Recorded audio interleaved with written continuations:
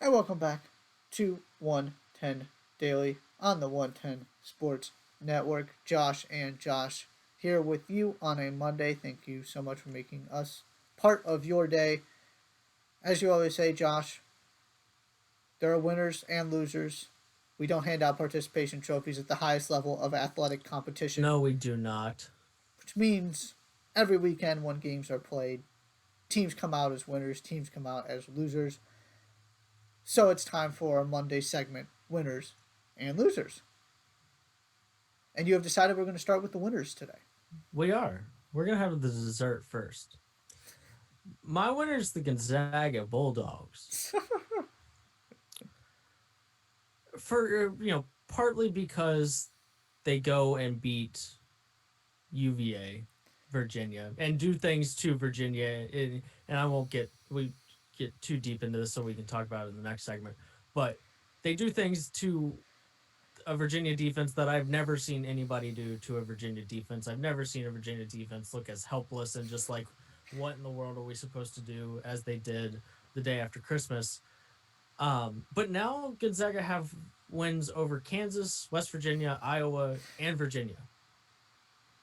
Let me say, no, let me read that to you again. This West Coast Conference team that has solidified themselves as far and away the best team in the country did it, and they've played Kansas, West Virginia, Iowa, and Virginia. All of the Gonzaga doesn't play anybody. People can officially go and retire because I don't like.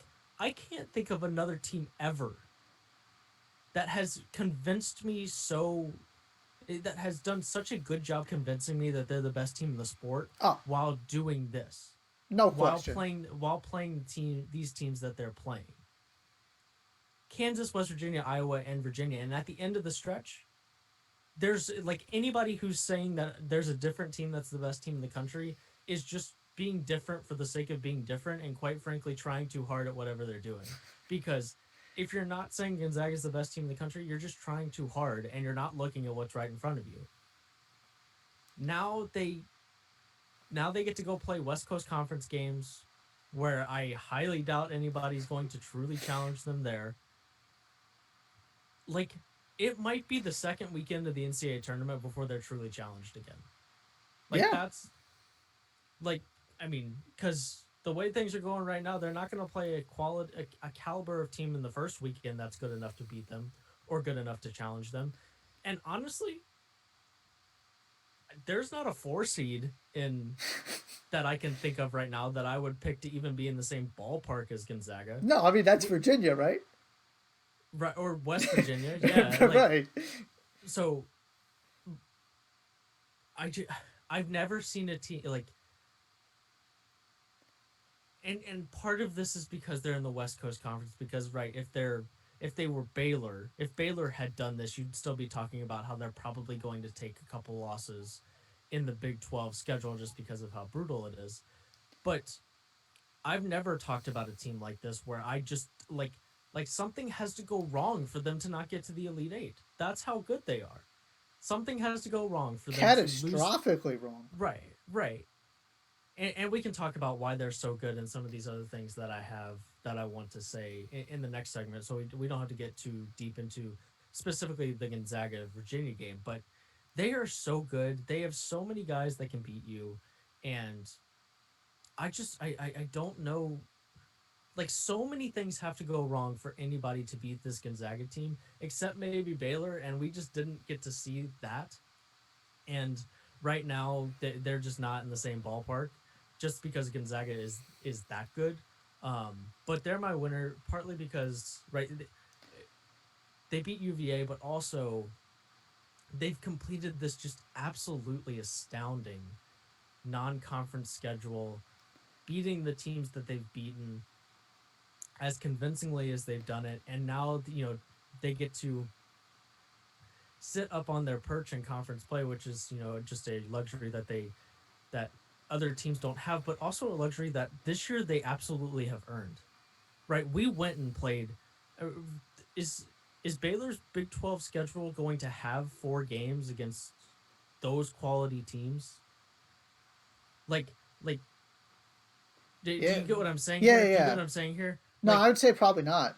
right, they'll get to play Kansas twice, of course, and Texas, Texas Tech, and West Virginia, but right, Gonzaga's got two of those teams, and they also have Iowa, who's better than the other two teams that I just mentioned there in Texas and Texas Tech, and probably West Virginia as well.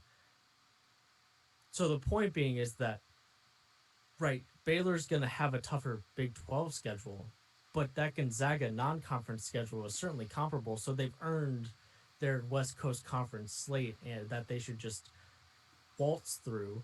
But so they're my winner for a couple reasons, right? They get that win, but also, man, that is just a historically good non-conference schedule, not perform and performance, one and the same, and that's very impressive. So they're my winner. And this to your point about sort of the West Coast Conference and not being challenged. This is not a knock on the WCC. No, This is you and I were very consistent from the beginning. They're probably going to take a loss or two in there, mm-hmm. and they didn't even come that close. Right, This is just about how much better they are than everybody else. Because without a good doubt. teams will take a loss maybe in the WCC. It's not about the competition. It's just that they're that much better than all but one, two, three teams in the country. Right. And obviously none of those teams are in the West Coast Conference. Speaking of brutal, my winner is Northwestern. Shouts to the Wildcats. 3-0 in Big Ten, two top 25 wins, beat a top 5 Michigan State team who was not a top 5 team in the country, but was in the AP poll when they beat them. Then beat Mm-hmm. Indiana, good team that should make the NCAA tournament, and then beat another top 25 team in Ohio State. And I know you saw this factoid because you read my story. Mm-hmm. Maybe you didn't pay close attention to it. Do you want to guess how many of their next 9 games are against ranked opponents in the Big Ten? It's like 8, right? It's 8. It's 8. Yeah, yeah, It's yeah. 8 of their. This is their reward. And they get to play Iowa twice, right? I believe yes. It's 2 Iowas, 2 Michigans, and a Wisconsin. They played 3 games against the other 2 undefeated teams, and that's Iowa twice and an Illinois is in there too.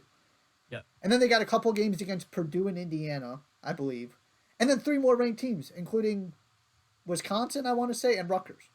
They face the other 2 undefeated teams, Wisconsin and Michigan 3 times, Iowa twice, preseason favorite Illinois, Purdue and Indiana await after that, followed by Rutgers, Illinois, and Wisconsin. Yeah. That's their reward. They've got 2 top 25 wins, and it was one of the easiest stretches of their schedule. This is absolutely ridiculous. It also I'll just show that paragraph to anybody who thinks the Big 12 is better than the Big 10. Right. Yep. That was my conclusion I came to when I was putting this together. Yeah. Because you could have a stretch where you get to play TCU, Kansas State, and Iowa State. No offense to those 3 teams, but that might be one of the easiest stretches you can get in Power 5 conference play, period. Look at where Baylor's starting before they had that stretch in January that you talked about. Right. It's ridiculous how, first of all, shouts to Northwestern Yeah. for getting off to this start, but also we might just get to the point where they're 3-7, right? And still feel about the same, that they're a pretty Right, good and team and a lot better than still you feel thought. solid about them. So they might be a loser. Are they really a winner? Are you sure they're a winner? I almost put them as a winner and loser for this. But no, it's because the other part of this now is now you don't have to win too many more games before you're really being talked about as a possible bubble team, NCAA tournament team. Right. I'm not sure we were talking about that at all when it comes to Northwestern, right? So you're 6-1. You have a bad loss to Pitt. But other than that, now you've got Michigan State win, an IU win, an Ohio State win, and an Iowa win. You're gonna have Iowa win? Sorry, that's an at. Sorry, my bad. Not an Iowa win. Sorry. Michigan State, IU, Ohio State. Sorry, there are a lot of ats and Yeah. verses and numbers. My bad. But those three wins right there, those are higher quality wins than those are more higher quality wins than most bubble teams are going to have. hmm So And in these next 9 games, if you beat Ohio State again, you beat Michigan, you get one of those three against those two teams or Illinois, you find a way to beat Iowa at home because we saw that Iowa is certainly vulnerable in certain situations. You don't have to win too many other games against quality teams to really be in that conversation. And and if for no other reason they're a winner. right, you finished 500 in the Big Ten. You're in. As long as Sure. you weren't Oh, terrible, easily. as long as you weren't terrible at non-conference, Northwestern did fine. And Hmm. just by default, if they win 2 of their next 9 games, they have 5 good wins and 3 or 4 really good ones, depending on Sure. who they. Yeah, it just every win in the Big Ten is a quality win at this point. And it's also just the unfortunate part of when you're the team that nobody expects to be good, and you're picked in this unofficial poll that the media did to finish Uh-huh. last. The schedule just looks that much more brutal than it does from Michigan State, where you go, oh, you get Northwestern. Yeah. Yeah. Yeah. For sure. Question from the chat: how many losses in conference does the eventual Big Ten champion Oh have goodness, by the end at the end of conference play? at least 5. I would think. I think like last year it was 14-6 shared the Big Ten title. I think 14-6, 15-5. If you go 15-5, you win outright. I think. I would probably I, agree with that. but I think maybe a team is slightly better than they were last year in terms of the Yeah, record that that would be. wins the conference. But I don't think. But if anybody goes 16-4, that team is being talked about as a national title contender, regardless of who it is. Because, right, I just don't see a world in which somebody is winning 16 of their 20 Big Ten games. That when you put it that way, it sounds so much more ludicrous than saying they went 16-4, Mm-hmm. right? They're gonna win 16 of 20 games in the Big Ten. I don't see that happening. So And I it's, would probably go 15-5. I think the over under though is 5.5 losses I would probably in agree, conference. and especially with the amount of losses teams have already taken, Sure. Yeah, I'm aside from getting to it. Wisconsin. Mm-hmm. So, because Michigan hasn't Right. played anybody yet, Michigan could Right. easily lose 5 in a row at some point with the stretch of games they're going to have. I mean, when you're talking about the teams that could win this conference, apart from Wisconsin, right? Right. Northwestern, Michigan, and Wisconsin are the undefeated teams. Illinois already has a loss. Rutgers already has a loss. Iowa already has a loss. Michigan State has two already. And I don't think we're going to get to the point where, right, props to Northwestern, props to Michigan. I don't think we're going to get to a point where either team is still at the top of the conference when we get to games 16, 17 of the schedule. Maybe I'm wrong, and that would be cool. But to your point, the teams that we sort of dubbed as regular season title contenders have already lost yet, and then of course there's Wisconsin, but Wisconsin will have their hiccups as well. Who's your loser? The Browns, Uh, of course. they lose to the Jets, duh. Sure, without any wide receivers, but you can't lose to the Jets. You just can't do it. And also like the Jets are. I guess do the Jets just like not want a quarterback? They keep winning football games like they don't want a new quarterback. And I mean, Sam Darnold doesn't want a new quarterback. I mean, sure, that's a fair point, but like, come on, like, whatever. But Steelers win and clinch the division, and we talked about this in the first segment, but now the conversation with the Browns has gone from the Steelers are stumbling, and it could come down to the final week of the season that the Browns are playing for an AFC North title. And instead, we're talking about that next week the Browns probably have to beat the Steelers just to get into the playoffs. That is a crazy turnaround here. And it's the Browns. I don't have do you have faith in them to win that football game next week? See, I was Not really. not because of the talent, but because of the Yeah, Browns. right. And I was really starting to buy into this team. And Chris and I talked about this in our power rankings last week. that I really felt like they were showing a different kind of mental fortitude, even in the Ravens game when they didn't win. They made play after play to keep pace, and Lamar Jackson just had the ball last and was able to come back in the game. And then they came It, back and they did what they were supposed to against the Giants. But then you see this game, and all of a sudden, I can't say that they're the team that I was getting close to declaring them to be. So no, I don't have all that much faith at this moment. I mean, and you talk about them not having receivers. It's not like the Jets. They have a decent run defense, but it's not like if there's anything to point, like the Jets are decent in this category, it would be run defense. But a a team that is serious about being a contender wins that football game and Yes, finds a way to win it. 100%. So they're my loser. You got to win that football game. That's the other thing here. It's a little bit like the Raiders. You got to stop the Dolphins if you want your season to have any meaning next week. It's it's beat the Jets and you control your own destiny essentially. And I guess they still control their own destiny, but the point being is it makes next week so much easier. Just go win the football game. I don't care who it's like it's the Jets. Go win the football game. There are no excuses when winning that game makes things as easy as it would make it, and losing that game makes things as stressful as they now are. Right, it's a couple of things that Steelers, found some sort of a rhythm. Right, they didn't exactly fix a bunch of things, but they did what they do well enough to beat the Colts. The Browns stumble. The Ravens win again. The Colts, right, they get an easy game next week. So do the Ravens. And the Browns, their reward for losing to the Jets is going and playing that Steelers team, which clearly not as good as an 11-0 team typically is, but it's still a 12-3 football team, and beating a 12-3 football team is not easy. So they're my loser for all of the aforementioned reasons.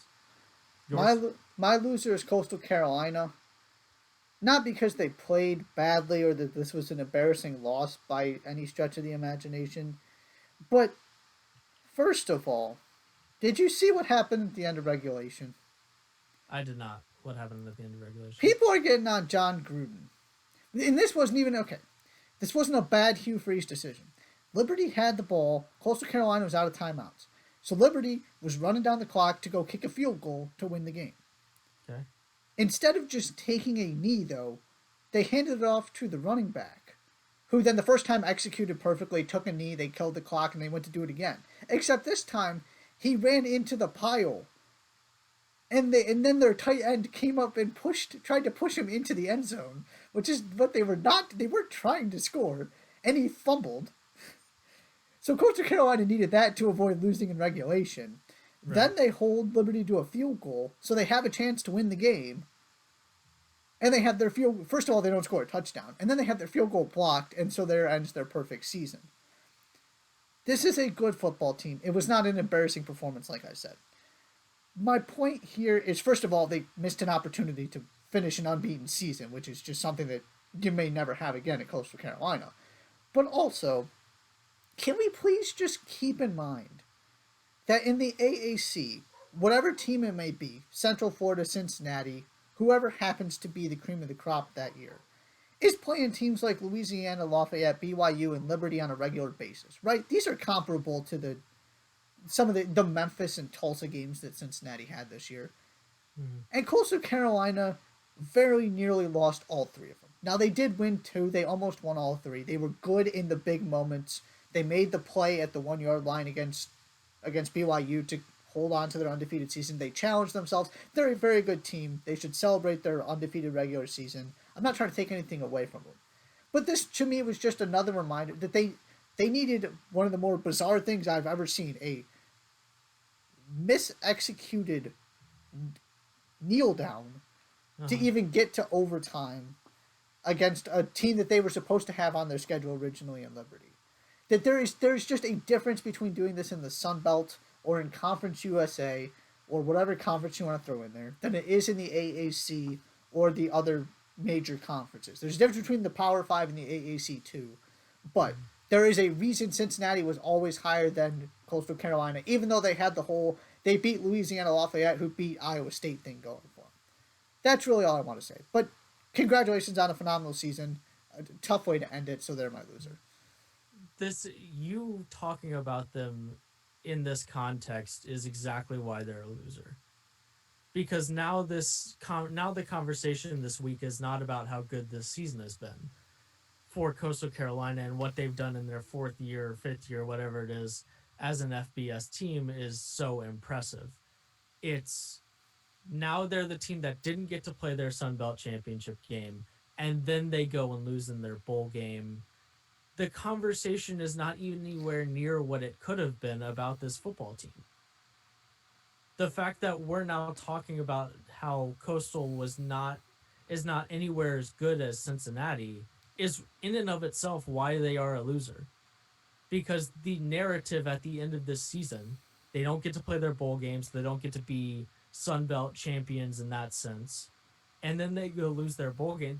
They ended the year effectively on two straight losses, just because they didn't end it on two straight wins. Right. They ended it on a cancellation and a loss. That is about as worse. That is about the worst way that they could have lost this season.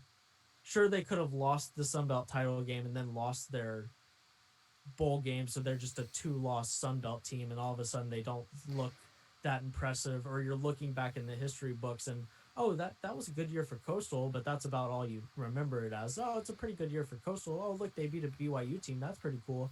But then they lost their last two games of the season. This is about as bad as it could have been for the end of the season, and that in and of itself is a loss as well, because and not that I'm faulting you for pointing this out. It's a fair thing to point out, but it's something that everyone is going to point out, and for that to be the ending narrative of their season is unfortunate, because you're right,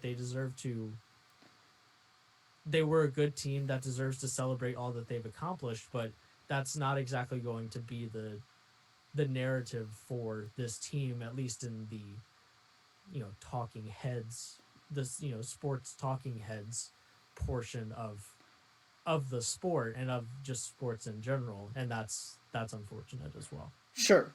And to be clear, I feel the same way about him after this game than I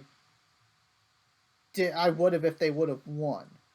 Sure, but the conversation would still have to start with they went 13-0. Oh my god! Right, yeah. right. And that's fair, right? And it's a very valid point that the optics of it are essentially why they're a loser. And that's basically why I picked them. Is simply put, they had a chance to finish an undefeated season and didn't, and did it in a fairly bizarre situation where they were basically granted 2 extra leases on life and still couldn't find a way to win the game. Right.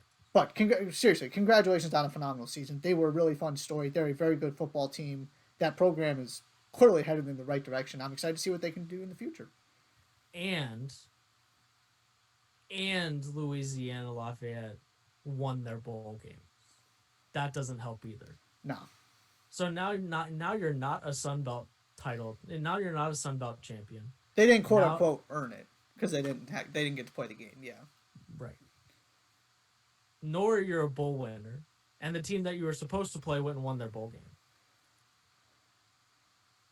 No, they went and won their bowl game against a 7-5 UTSA team. So right. Different, for sure.